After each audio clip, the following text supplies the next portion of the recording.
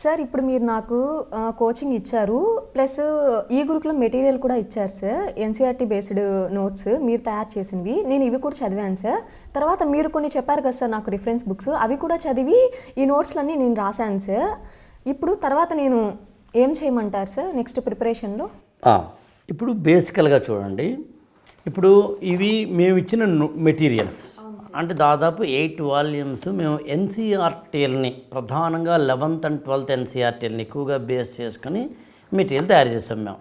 అవును సార్. అంటే ఒక స్టూడెంట్గా నీకు ఎన్సీఆర్టీఎల్ని ఒకవేళ చదవకపోయినా, చదివేందుకు అవకాశం లేకపోయినా, అంటే టైం లేకపోయినా, ఈ మెటీరియల్ తోటి నువ్వు ముందుకెళ్ళిపోవచ్చు. ఒక లక్ష్మీకాంత్ బుక్ కానీ, రమేష్ సింగ్ బుక్ కానీ, లేకపోతే నితిన్ సింఘానియా బుక్ కానీ, ఇట్లా ఏవైతే రెఫరెన్స్ బుక్స్ ఉన్నాయో వాటికి నువ్వు ఇలాగ నోట్స్లు తయారు చేసావు. ఇప్పుడు ఈ గురుకులంలో నేను ఏం చేస్తున్నానంటే, ఒక స్టూడెంట్గా నువ్వు నా దగ్గర జాయిన్ అయినప్పుడు నేను స్టెప్ 1 సిలబస్ ఎక్స్ప్లెయిన్ చేయడం, అలాగే బుక్స్ లిస్ట్ ఇవ్వడం, ఏమేమి చదవాలో చదవకూడదో చెప్పడం, ఇంట్రడక్షన్ క్లాసెస్ ఇవ్వడము, ఆ తర్వాత క్లాసెస్ ఇవ్వడం. అవును సార్. ఒకవేళ మెంటరింగ్కి మాత్రమే జాయిన్ అయితే క్లాసెస్ ఇవ్వం, వాళ్ళు తమంతట తాము చదువుకోవాలి.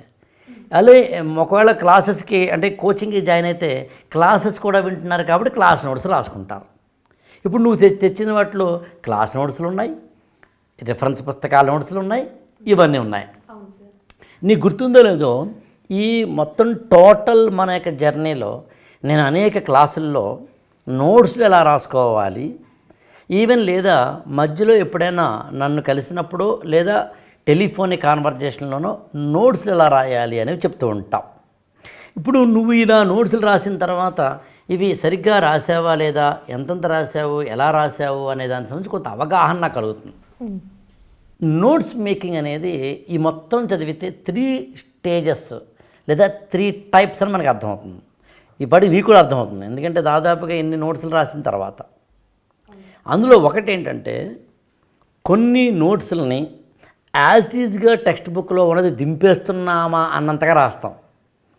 దానికి బెస్ట్ ఎగ్జాంపుల్ జాగ్రఫీ, ఎన్సీఆర్టీ పుస్తకాలు.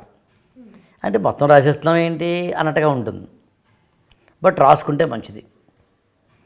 కొన్ని నోట్స్లు మనము ఆ పుస్తకాన్ని చదివి దాన్ని అర్థం చేసుకొని మనదైన స్టైల్లో రాసుకోవడం. నువ్వు ఆల్రెడీ నేను ఇవన్నీ ఇంతకుముందే నేను చూశాను కాబట్టి నాకు వీటి మీద కమాండ్ ఉంది కాబట్టి నేను ప్రత్యేకంగా మళ్ళీ ఇందులోనో అందులోనో అని చెప్పటం లేదు. బట్ బేసికల్గా మాత్రం నువ్వు రాసిన వాటిల్లో నీకు అర్థమైన వాటిల్లో వాటిని నీదైన స్టైల్లో రాసుకుంటున్నావు. Okay sir. సినాప్టికల్ అని థర్డ్ ఉంది. టోటల్ నువ్వు చదివిన దాన్ని ఒక చిన్న మైండ్ మ్యాప్గానో, ఒక మామూలు ఒకే ఒక ఉదాహరణ నాకు తెలిసి ఈ నోట్స్ అలాంటిదే. ఇది ఈ నోట్స్ అంతా ఏం చేసావు నువ్వు అంటే సినాప్టికల్గా రాసుకున్నావు. టోటల్ అంతా ఓన్లీ సింగిల్ సినాప్టికల్గా రాసుకున్నావు. సినాప్టికల్గా రాసుకోవడంలో వచ్చే అడ్వాంటేజ్ ఏంటి అంటే, ఆ ఒక్క సినాప్సిస్ని చదివితే టోటల్ కంటెంట్ గుర్తొస్తుంది. అవును సార్. అందులో 3 రకాల నోట్స్ మేకింగ్ ఉన్నాయి అనే విషయం ఎప్పుడైతే నీకు ఈ ప్రిపరేషన్ టోటల్గా మన ఈ గురుకులం మెంటరింగ్ అండ్ కోచింగ్లో అర్థమైందో, దేన్ని ఎప్పుడు ఎక్కడ వాడాలో నీకు అర్థమవుతుంది. అంత మాత్రమే కాదు, క్లాసెస్ మేము మన ఇస్తాం. అంటే మెంటరింగ్లో జాయిన్ అయిన వాళ్ళకి క్లాసెస్ ఇవ్వం, కోచింగ్లో జాయిన్ అయిన వాళ్ళకి మెంటరింగ్ అనేది ఆటోమేటిక్గా ఉంటుంది. మెంటరింగ్తో పాటు క్లాసెస్ ఉంటాయి. క్లాస్ నోట్స్ కూడా రాసుకుంటాం. ఉదాహరణకు ఇది ఈ నోట్స్ నువ్వు తీసుకున్నావు అనుకో, ఇది పూర్తిగా మన క్లాస్ నోట్స్. యాక్చువల్గా యాజ్ ఈజ్గా రాసుకున్న నోట్స్. క్లాసులో నేను చెప్పిన ప్రతి పదాన్ని ఇక్కడ రాయాలి. అవును సార్.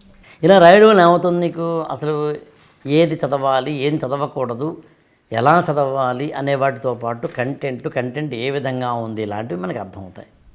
అవును సార్. అందుకని ఈ గురుకులం మెంటరింగ్ అయినా లేదా క్లాసెస్ అయినా అంటే కోచింగ్ అయినా నీకు total content end of the year అంటే ఒక 1 year కోచింగ్ అయ్యేసరికి నీ చేతిలోకి వస్తాను. అవును సార్. మెంటరింగ్లో నువ్వు నోట్స్లు రాసుకుంటావు, నీ నోట్స్లు నువ్వే రాసుకుని నాకు చూపిస్తూ ఉంటావు. కోచింగ్లో నువ్వు నీ నోట్స్లు కొన్నే రాసుకుంటావు, కొన్ని మేమిచ్చే మెటీరియల్ తోటి కాంప్లిమెంట్ చేసుకుంటావు, సప్లిమెంట్ చేసుకుంటావు. కొన్నిటిని నా క్లాస్ నోట్స్కి ఇందాకని చెప్పినట్టుగా క్లాస్ నోట్స్గా రాసుకుంటావు. సింపుల్ లాజిక్ అంతే.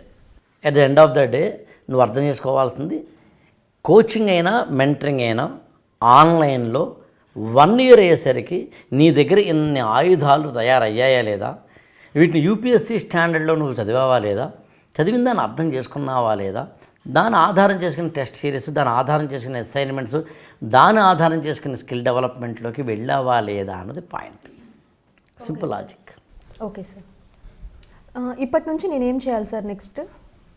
ఇప్పుడు చూడు, అసలు మెంటరింగ్ అంటే ఏంటో, కోచింగ్ అంటే ఏంటో అవగాహన కల్పించుకొని, సివిల్ సర్వీసెస్ ప్రిపరేషన్ పట్ల పూర్తి అవగాహన కల్పించుకొని, కొన్ని 100 క్లాసెస్ విని, 100 పేజీల మెటీరియల్ తీసుకొని, కరెంట్ అఫైర్స్ లాంటి వాటికి సంబంధించిన మొత్తం కంటెంట్ తీసుకొని, టెస్ట్ సిరీస్, అసైన్మెంట్స్ ఎప్పటికప్పుడు అటెండ్ అయ్యి, ఇతరత్ర ఏవైతే ఈ గురుకులం ద్వారా అందించబడతాయో ఎడిషనల్ కంటెంట్ ఏవైతే ఉంటాయో, లైవ్ క్లాసుల ద్వారా కావచ్చు, ఎడిషనల్ మెటీరియల్ ద్వారా కావచ్చు, నీకు అందాయో వీటన్నింటినీ ఆధారం చేసుకున్న తర్వాత టెక్నికల్గా నీ ప్రిపరేషన్ ఒక సర్కిల్ పూర్తయినట్లు లెక్క.